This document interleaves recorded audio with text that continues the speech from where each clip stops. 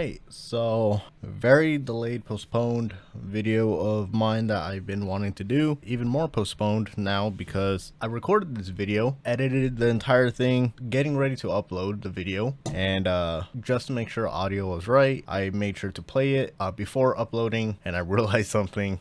This mouse actually picked up a lot more than I thought because of how reflective it is. And as you can see right there, my monitor, it had a not YouTube safe wallpaper, and even though the picture is skewed, disoriented, whatever, it does pick it up, especially if you are on full screen, as well as me there. You could kind of see me a bit, but I mean, that doesn't matter. It's more so the wallpaper. So I have to redo this video. I'm gonna try and go through it a bit faster than I did, but anyways, we are getting around to doing the Endgame gear XM1r. So I've had this mouse for roughly like 6 months, except I only used it like actually used it for a month because I had other mice on hand, or at least coming. I was switching between this and the Xtrfy MZ1, and then I had the Death Adder and the G Wolves come in, and I've been mainly using the G Wolves and Death Adder right after. Like I said, after a month of me using this, so I was pretty much like hopping between 4 mice and then just settled on those two. So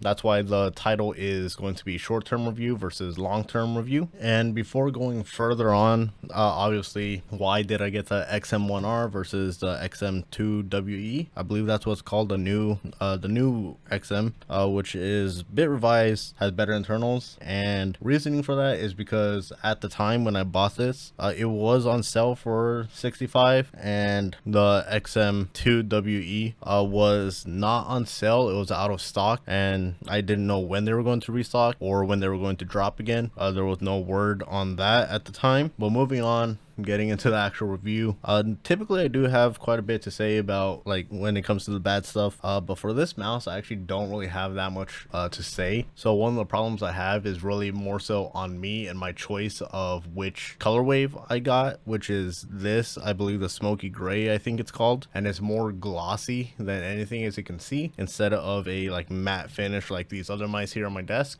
besides the Lamb Zoo over there shining bright from the light. But it being glossy, it picks up a lot of oils and dirt and fingerprints, and picks up a lot of dead skin, more so than other mice. So that's on me for getting this glossy one versus a matte finish. So aside from the glossiness of the mouse, the only actual main concern is here with the side buttons. They are fairly high, and also this like indent here, this entire thumb space, this thumb groove, it's very large. It could just be a problem with me having small hands, but I feel as though the side buttons could be a little bit bigger versus them being like really skinny. So it just makes it a little bit awkward to like try and reach for the side buttons unless you play high. Me, I play low like that, so that's probably just on me and also my small hands. But hopefully in the second iteration, I mean, second iteration's already out, but when I do pick it up, hopefully they are a bit bigger. One thing I do like about the side buttons though is how the front is a slightly smaller, the back flares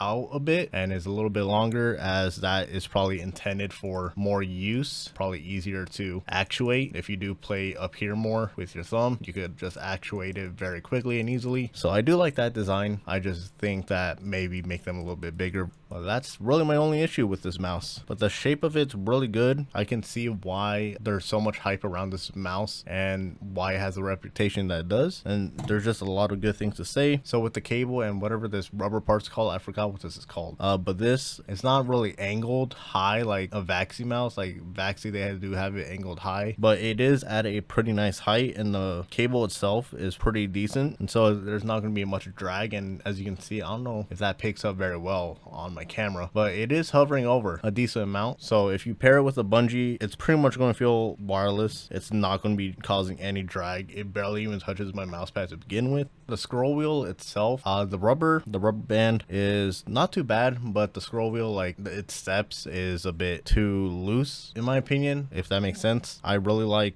big chunky chunky steps, if that makes sense at all. The HSK is probably my favorite mouse when it comes to this. Like, you could really feel every single step. You really have to put in some pressure to actually move the scroll wheel versus something like this where it takes very little effort. But aside from that, it's not too bad. It's also sticking out a decent amount, which I like. I don't like scroll wheels that are more flush with the clicks, kind of like hidden into the mouse, such as like this HyperX. Like, it's a lot lower profile. I'm not really a big fan of that, but it's definitely not a bad scroll wheel. Coming over here to the undercarriage of the mouse, definitely interesting to see here. They have pre-installed already, pre-applied a dot skate, or kind of like dot. So these are already pre-installed, and then as you can see, there are placeholders for larger skates, which do come with the mouse. I haven't had the opportunity to take these off and use the other ones since I didn't have like the need for it. These were already good enough, and I liked the way how these performed. So the skates themselves are already performing really well outside the box. Another thing as well is they decided to go with this button instead to change your polling rate, and also I believe DPI, something that I have shown frustration with in my past videos like HyperX and Steel Series is their software. And so it's nice that I don't have to download more software, especially bad software. However, obviously it does add a little bit more weight, but I think I can sacrifice that